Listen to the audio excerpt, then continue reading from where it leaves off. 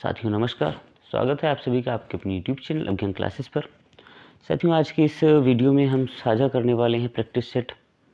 Practice session होगा हिंदी के 25 questions का, जो सीरीज हिंदी और अंग्रेजी की चलाई जा रही है। बहुत ही महत्वपूर्ण होने वाली है आपके लिए। और अगर आपने अभी पुराने वीडियोस नहीं देखे हैं तो डिस्क्रिप्शन में लिंक दिया हुआ है, आप जाकर वहाँ से पुरानी जो हिंदी के प्रश्न हैं या अंग्रेजी के हैं, जीके के हैं, जीएस के हैं, वो सभी आप देख सकते हैं। तो दोस्तों चलिए शुरू करते हैं आज का वीडियो। निम्नलिखित में से अव्यय है। निम्नलिखित में से अव्यय क्या है? वर्तमान है, नया है, तथा है या सुंदर है। इनमें से अव्यय क्या है तो ये आपको बताना है। तो निम्नलिखित वर्तमान, नया, तथा सुंदर।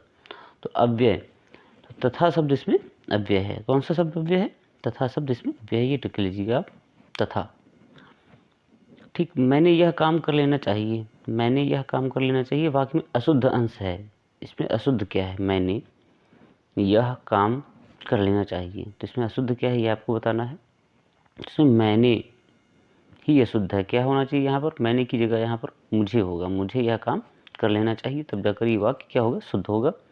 तो दोस्तों अगला जो वो प्रश्न है, आम खाया जाता है में कौन सा वाच्य है? तो कर्तृवाच्य है, कर्मवाच्य है, भाववाच्य है या क्रियावाच्य है? आम खाया जाता है, तो इसमें कर्तृवाच्य है या कर्मवाच्य है या भाववाच्य है या क्रियावाच्य है? तो इस पर देखिए, हम कहते हैं कि मैं आम खाता हूँ, ठीक है, मुझे आम अच्छा लगता है या मैं आम खाता हूँ, तो ये हो जाता है कर्तावाच्य।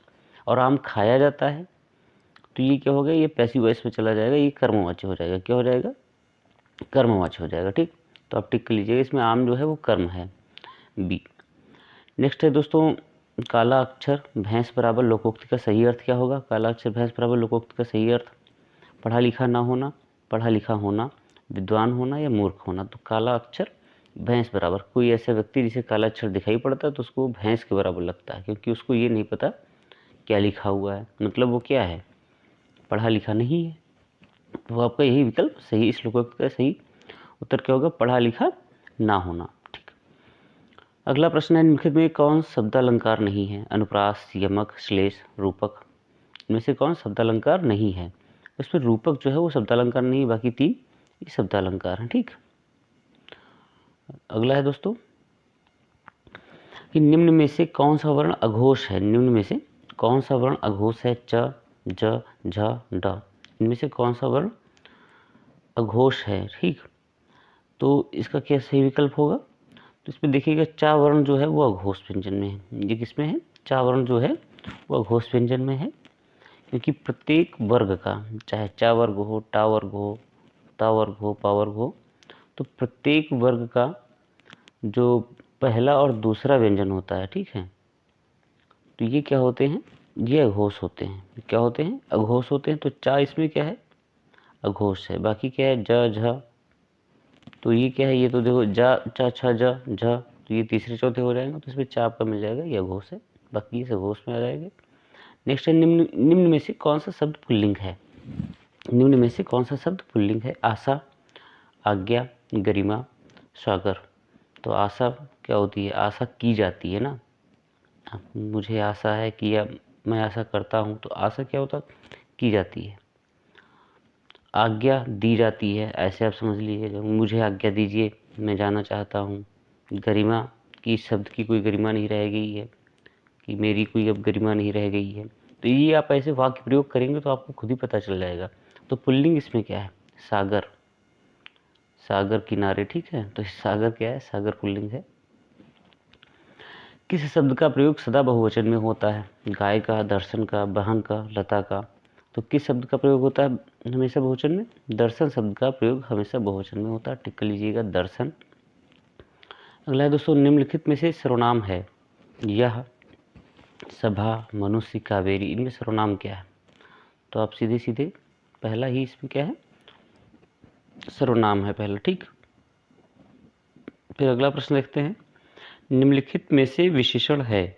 शीतलता, बल, नया, वृद्धि। इनमें विशेषण क्या है? शीतलता है, बल है, नया है या वृद्धि है। तो नया जो शब्द है वो क्या है? विशेषण है, कि तुम्हारा यह मेरा नया कुर्ता है। ठीक, तो कुर्ता कैसा हो गया? नया। तो नया शब्द क्या है? इसमें विशेषण है। निम्नलिखित में तद्भव है। तद्भव क्या है? गाँव, अमृत, उच्च, एकत्र। तद्भव क्या है? गाँव है, अमृत है, उच्च है या एकत्र है। तो इसमें जो गाँव है वो क्या है? तद्भव है। गाँव क्या है? तद्भव है। गाँव का तत्सम क्या होता है? ग्राम होता है। गाँव का तत्सम ग्राम होता है। बाकी ये तीनों क्या हैं? ये तो तत्सम है ही। ठीक दोस्तों।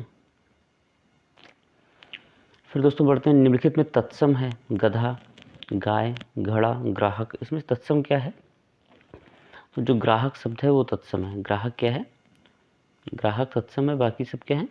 तद्भव है। गधा गर्दभ होता है, घड़ा घटक होता है, गाय गो हो जाता है, और तो ये और ग्राहक जो है इसमें वो क्या हो गया? आपका तत्सम हो गया। ठीक। फिर दोस्तों अली, अली का सही अर्थ देने वाला शब्द युग्म क्या है? सखी, भौरा, भौरा सखी, भौरा कली या कली सखी। तो दोस्तों देखिए, ये वाला जो अली है इसका अर्थ होता है भौरा, और इस वाले अली का अर्थ होता है सखी। तो आपका सही विकल्प क्या हो जाएगा? बी विकल्प आपका सही हो जाएगा। फिर दोस्तों अपमान में उपसर्ग है। अपमान में कौन सा शब्द उपसर्ग है? देखिए, उपसर्ग कौन से शब्द होते हैं? जो शब्द की प्रारंभ में जुड़कर, शुरू में जुड़ करके उसको अर्थ में परिवर्तन करते हैं। ठीक। तो वो शब्द उपसर्ग होते हैं। उपसर्ग मतलब कहाँ जुड़ते हैं? पहले जुड़ते हैं। तो अपमान में उपसर्ग क्या है? अ होगा, नहीं होगा, फिर शब्द बचेगा अपमान। मन नहीं होगा, मान नहीं होगा, तो क्या होगा? आपका सही विकल्प अप है। अप जो है अपमान में उपसर्ग है। नेक्स्ट है घबराहट में प्रत्यय है। उपसर्ग देखिए जुड़ते हैं शब्द के पहले और प्रत्यय जुड़ते हैं शब्द के बाद। तो घबराहट में प्रत्यय क्या है? आहट। क्या हो जाएगी? आहट। ठीक। घबराहट में आहट प्रत्यय है जो भाववाचक संज्ञा बना रहा है। कौन सी? घबराहट बना रहा है। नेक्स्ट है दोस्तों मैं खाता हूँ में कर्मवाच्य रूप होगा।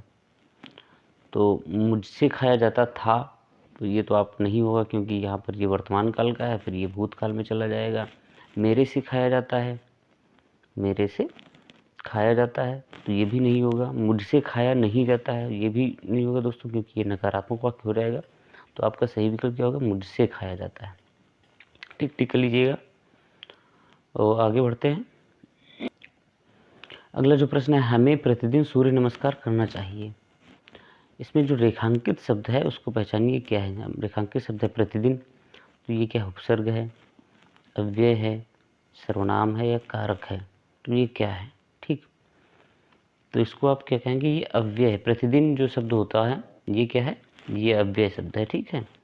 क्रिया विशेषण भी है, तो अव्यय है ये।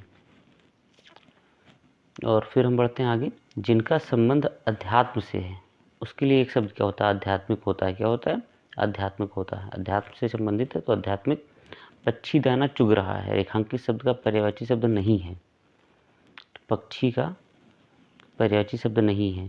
अंडज है, नमचर है, खग है, पंकज नहीं है। तो आप पंकज को टिक लीजिएगा। पंकज किसका होता है? कमल का होता है। ठीक। तो इसमें कौन सा सही है आपका विकल्प? पंकज।